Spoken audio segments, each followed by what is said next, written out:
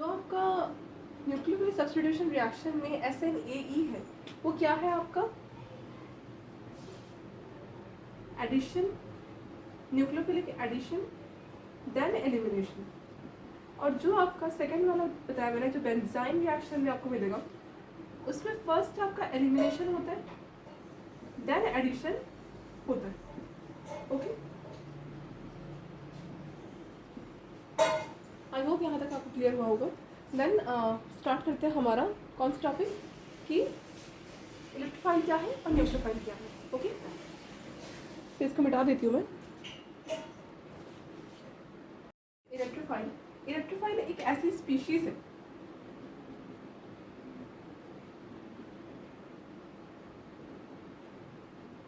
species which can attract a pair of electron and accept a pair of electron। और nucleophile क्या है? Nucleophile को हम minus से रिप्रेजेंट करते हैं, a species which attracts nucleus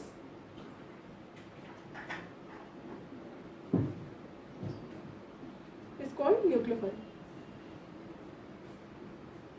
अब इसमें हो सकता है कि लोन पेयर हो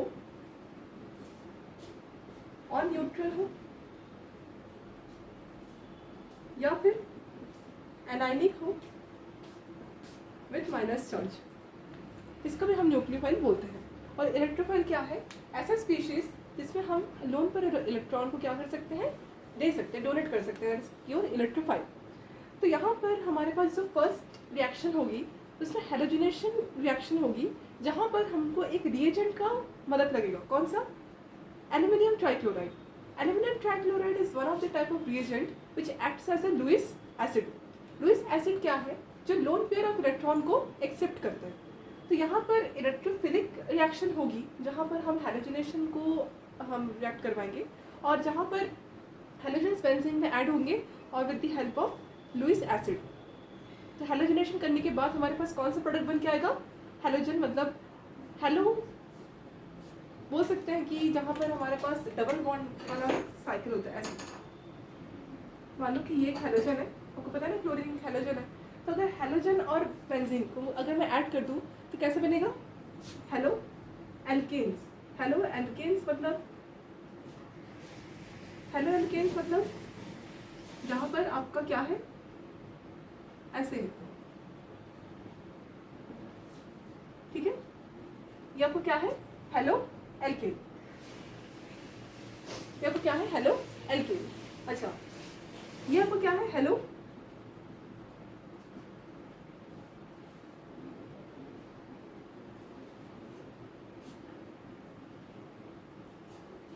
हेलो एरिन्स। ओके, यहाँ तक नोट डाउन कीजिए। पहला कौन सा रिएक्शन देखना है?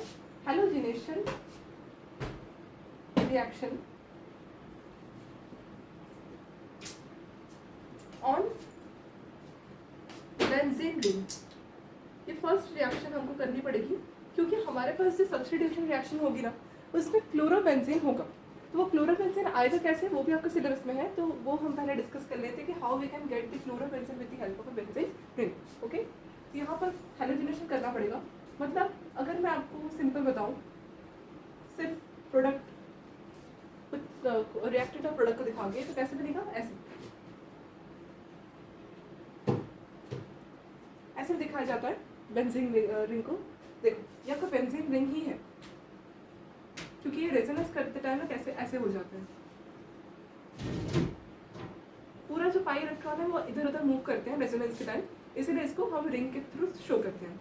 मतलब ये आपका बेंजीन है, ये क्लोरो बेंजीन है, ठीक है? ये बेंजीन है, ये क्या है? क्लोरो बेंजीन, इसका नेम है। अब ये बना कैसे, आइए देखते हैं इसका मैकेनिज्म, क्योंकि मैकेनिज्म के बिना तो समझ नहीं आएगा।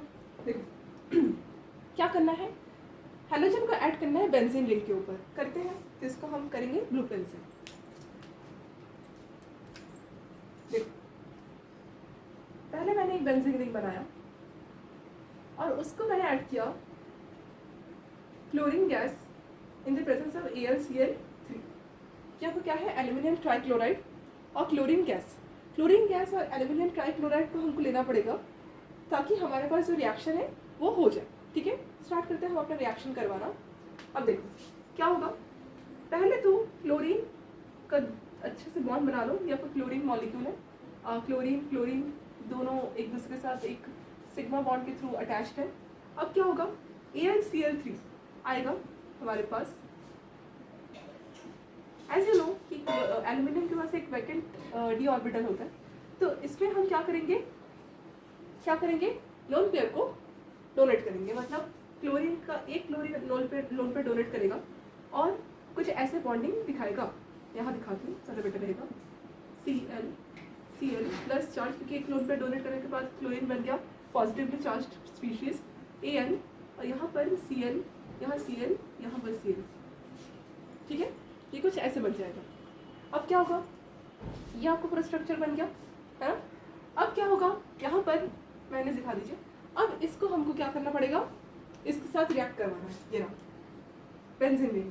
अब बेंजीन रिंग में हम कैसे रिएक्शन करवा सकते हैं, देखो ये आपका बेंजीन रिंग है, जिसको मैं अगर ओपन में दिखाऊँ तो ऐसे दिखेगा कुछ, जिसमें हमारे पास पाई इलेक्ट्रॉन्स होते हैं। अब ये पाई इलेक्ट्रॉन क्या करेंगे, इस वाले क्लोरीन के साथ एक अट्रैक्शन शो दिखाएंगे। अब जैसे ये पाई इलेक्ट्रॉन के साथ ये अट्रैक्टिव नेचर में आएंगे, वैसे क्या होगा, ये वाला बॉन्ड टूट के उधर। ठीक है, अब जैसे ये उधर जाएगा क्या होगा, AlCl4 नेगेटिव बन जाएगा। ठीक है, तो बना दीजिए। ये आपको कुछ ऐसे दिखा,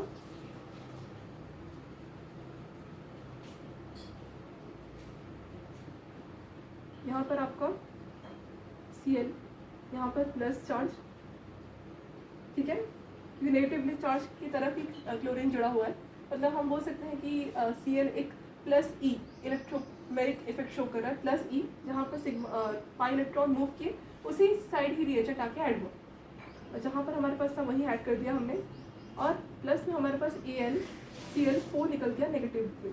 ठीक है, आया समझ। अब क्या होगा, अब देखो क्या हो रहा है, यहाँ पर प्लस है, यहाँ पर माइनस है। अब क्या होगा, इस वाले पोजीशन को देखो आप, यहाँ पर क्या बन जाएगा, एक अनस्टेबल कंपाउंड। क्या बन जाएगा, अनस्टेबल। तो अनस्टेबल को क्या करवाना है, स्टेबल करवाना है। तो स्टेबिलिटी कैसे इंक्रीज हो सकती है। अच्छा पहले देखो कि अनस्टेबल बना कैसे बना। जो मॉलिक्यूल है उसमें अनस्टेबिलिटी इसलिए आई क्योंकि हमारे पास इस स्टेट में एरोमेटिसिटी लूज हो गई है। तो एरोमेटिसिटी लूज होने के कारण ये अनस्टेबल बन गया। कैसे एरोमेटिसिटी लूज हो गई, क्योंकि यहाँ पर प्लस है, यहाँ पर पाई है, यहाँ पर फिर सिग्मा, यहाँ पाई, यहाँ पर फिर सिग्मा, और यहाँ पर कुछ नहीं है ना। तो इसलिए ये वाला जो है ये एक बोल सकते हो कि नॉन एरोमेटिक है। तो इसलिए इसमें हमारे पास stability as compare to aromatic कम हो गई। तो यहाँ पर हमको इसको फिर से स्टेबल करवाना है, और ये स्टेबिलिटी हम किसके थ्रू कर सकते हैं, एरोमेटिसिटी रीगेन। अब ये एरोमेटिसिटी रीगेन तब होगी जब हमारे पास जिस जगह में पाई इलेक्ट्रॉन था उसमें वापस आ जाए। तो हम क्या करते हैं, इस केस में हमारे पास जैसा था, यहाँ पर प्लस चार्ज था, प्लस बना था, और यहाँ पर Cl बना था, यहाँ पर एक पाई, यहाँ एक पाई हो गया। अब देखो यहाँ पर जहाँ प्लस था वहाँ पर ही एक H है। अब ये H क्या करेगा, इस AlCl4 के साथ इंट्रैक्शन शो करेगा। अब जैसे ही AlCl4 के साथ ये इंट्रैक्शन शो किया, वैसे ही ये कुछ ऐसा बन जाएगा। ये हाइड्रोजन से इलेक्ट्रॉन ऐसे यहाँ पर गिर जाएंगे और हाइड्रोजन H+ की तरफ बाहर चला जाएगा। AlCl4 माइनस के साथ H+ इंट्रैक्शन शो करेगा। ये हमारे पास प्रोडक्ट का मेन मकसद नहीं है। हमारे पास ये है कि ये पाई इलेक्ट्रॉन वापस यहाँ आ गया, प्लस चार्ज वैनिश हो गया, यहाँ पर जैसे था हमारे पास पाई इलेक्ट्रॉन वैसे था, और यहाँ पर हमारे पास एक क्लोरीन आ गया। तो ये पूरा हमारे पास एक बेंजीन से क्लोरोबेंजीन बनने का सफ़र खत्म हो। आई होप आपको यहाँ तक समझ में आया।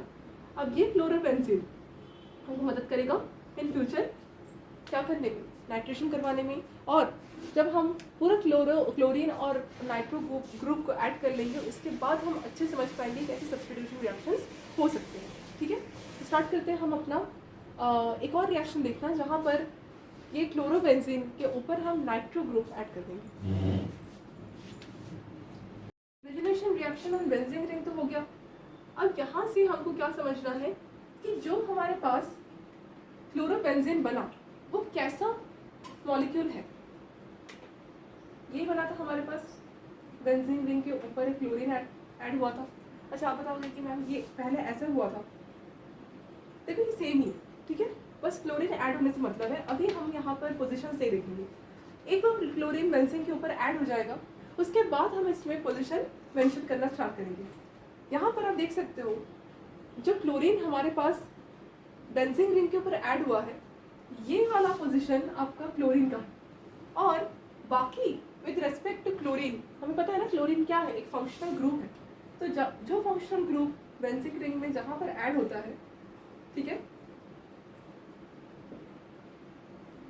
उसके रेस्पेक्ट में क्या होते हैं बाकी position ortho Meta para position कहलाते हैं।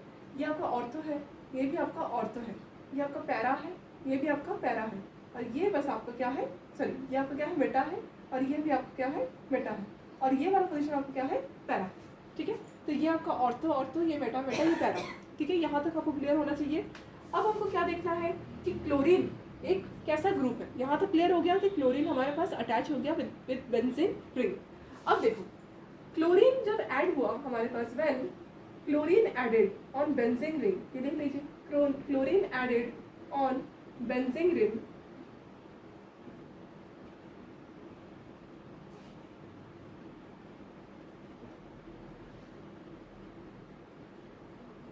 It becomes chlorobenzene. अब ये क्लोरोबेंजीन का हम क्या करें, क्या काम आया क्लोरोबेंजीन का, it becomes chlorobenzene. Further it helps in formation of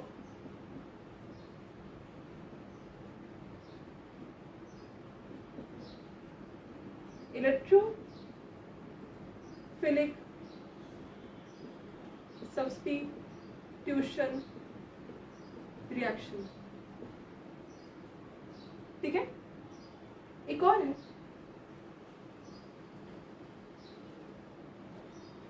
मान लो कि हमारे पास कुछ ऐसा प्रोडक्ट है, ठीक है।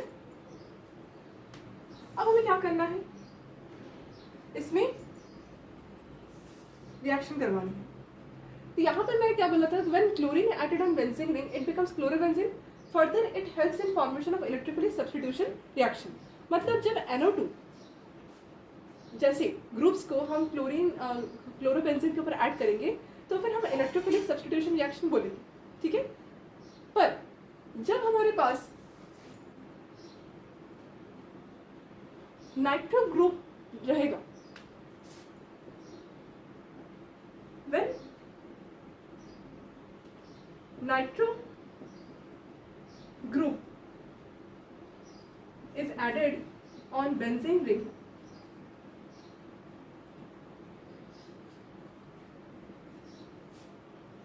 it becomes nitrobenzene,